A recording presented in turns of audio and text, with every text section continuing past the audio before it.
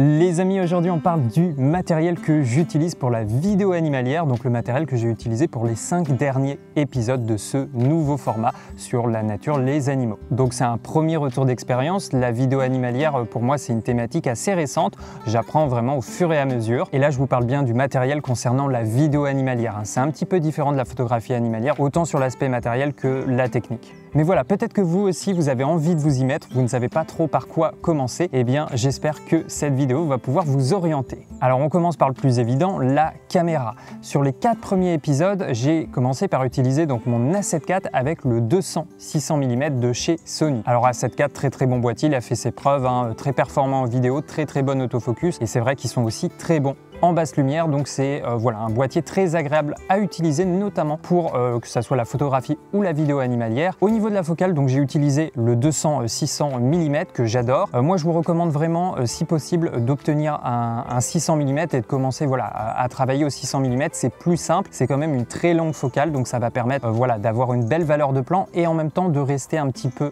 à distance par rapport aux animaux. Je pense que quand on commence, c'est une focale très intéressante. Après, avec l'expérience, vous allez mieux connaître le terrain, mieux connaître les animaux que vous allez photographier ou filmer, et donc vous pourrez anticiper un peu leur trajet, leur parcours, leurs apparitions. Et là on pourra travailler sur une focale un peu moins longue, par exemple un 400 mm, voire même un 200 mm pour certaines espèces d'animaux. Mais voilà, pour commencer, je vous recommande un zoom qui monte si possible au 600 mm.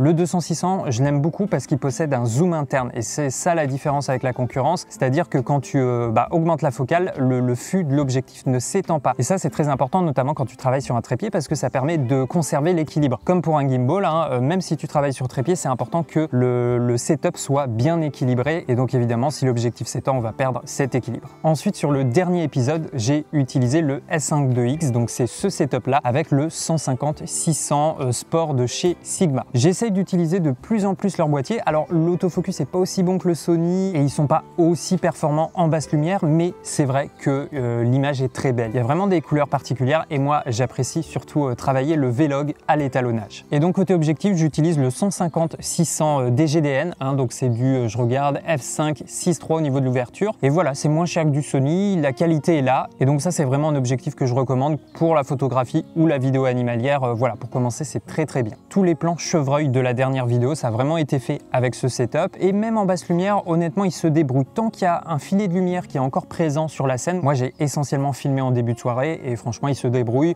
Moi je considère que jusqu'à 12800 ISO, tant qu'il y a un peu de lumière, c'est totalement utilisable. Alors ensuite, sur les deux objectifs, on peut utiliser un lens coat, donc c'est un revêtement, voilà, de camouflage. En même temps, ça protège un peu l'objectif, donc c'est assez intéressant. Alors c'est pas une obligation, moi je l'ai sur les deux, le 150-600 et le 200-600 mm, c'est pas une obligation, mais si votre objectif est de couleur blanche, là je vous recommande vraiment d'utiliser un revêtement comme ça, parce que ça va camoufler la couleur et ça va le rendre quand même beaucoup plus discret. Alors ensuite, du matos très important en photographie, mais surtout en vidéo animalière, c'est le trépied et la rotule. Au niveau du trépied, bon, il y a quand même pas mal de références sur le marché, j'en ai testé plusieurs. Là, la dernière référence que j'utilise et que j'aime beaucoup, et je pense que je vais l'utiliser assez régulièrement, c'est le Mammoth TM-TH44C. C'est un trépied de chez Benro. Celui-là, je l'aime beaucoup parce qu'il peut monter très haut. En même temps, tu peux modifier la position, tu peux faire des prises assez proches du sol. Ce qui est bien, c'est que tu as un bol, donc tu peux faire la bulle assez facilement, et c'est du bol 75, donc tu peux totalement le changer, utiliser des têtes vidéo professionnelles par-dessus. Donc voilà, celui-là, je vous le recommande. Dans tous les cas, vous avez tous les liens en description. Après, tu n'es pas obligé de remplacer le bol, tu as une vis 75, donc tu peux aussi rajouter des têtes vidéo un peu plus classiques par-dessus. Alors ensuite, au niveau de la rotule de la tête, ça c'est le plus important, notamment en vidéo animalière. Alors déjà, pour la photographie animalière, moi je vous recommande d'utiliser une tête pendulaire. C'est vrai que c'est très pratique, tu peux séparer les différents axes, j'en ai utilisé plusieurs, et même pour la vidéo au début, j'ai utilisé une tête pendulaire. Moi je vous recommande la marque Jobu, donc design HD4, c'est plutôt une bonne référence, et je pense qu'avec ça, si vous faites que de la photographie animalière, ça sera largement suffisant. Maintenant, pour la vidéo, il vaut mieux une tête fluide, et c'est là où ça se complique, parce qu'en entrée de gamme, il n'y a pas vraiment beaucoup de bonnes références, et surtout des références avec des frictions. Moi c'est ça qui m'intéresse, c'est de pouvoir avoir de la résistance et de pouvoir faire des mouvements fluides. Quand tu es au 600 mm, il faut vraiment un très bon niveau de friction pour faire un mouvement bien propre et bien fluide. Alors j'ai testé plusieurs têtes, la dernière que je trouve pas mal et qui est vraiment de l'entrée de gamme, elle est est pas si chère que ça, c'est la S6 Pro de chez Benro. En fait, ils ont toute une gamme de rotules vidéo. Ils ont la S2, la S4 Pro, la S6 Pro et la S8 Pro. Et à chaque fois, on monte en gamme et on a des poids de charge différents. Et à partir de la S6 Pro, on a des niveaux de friction. Et là, on a des niveaux de friction sur le tilt, mais aussi sur le pan. Et on a même un réglage de counterbalance, de contrepoids. Donc pour une tête en entrée de gamme, moi je trouve que c'est pas mal. Alors on n'a pas la précision d'une tête professionnelle, mais pour commencer, si vous cherchez une bonne tête vidéo, moi je trouve que la S6 Pro c'est pas mal. J'ai fait quelques suivis, quelques mouvements avec. Alors au 600 mm, c'est encore un petit peu compliqué d'être parfaitement fluide, mais au moins ça permet de commencer de faire un petit mouvement et puis après on peut toujours restabiliser sur notre logiciel. Après il faut partir sur des gammes professionnelles pour avoir vraiment une tête et un trépied de qualité. Là ça va être plutôt du Satchler, mais on est au-dessus des 1000 €, voire même au-dessus des 2000 €. D'ailleurs vous verrez, ou vous l'avez peut-être remarqué, si vous regardez des making-of de documentaires animaliers, il y en a sur Netflix qui sont très intéressants, et bien généralement ils ont des setups très lourds, c'est des gros trépieds avec des énormes têtes, et c'est normal parce qu'on va avoir vraiment des réglages très fins avec des niveaux de friction avec une bonne résistance qui te permettent de faire de beaux mouvements. Et aussi très important, on va rechercher des setups assez lourds pour limiter les vibrations que pourrait transmettre l'opérateur. Au niveau du micro, pour l'instant, c'est celui-là, c'est le Zoom M3 Mic Track de chez Zoom. Donc, je l'utilise pour son enregistrement interne en 32 bits. C'est assez intéressant, j'ai pas besoin de m'occuper du gain et ensuite, je fais mon mixage en post-production sans perte. Après, j'ai pas encore trouvé la référence parfaite. Je sais pas s'il faudrait que j'utilise un semi-canon, un micro hyper directif pour aller chercher vraiment le son très loin. Mais pour l'instant, jusqu'à présent, je complétais aussi avec des bruitages en post-prod. Alors maintenant, on va parler des accessoires. C'est la partie vraiment très importante en photographie et en vidéo animalière. Première chose, les jumelles, c'est toujours important d'en avoir avec soi pour de l'observation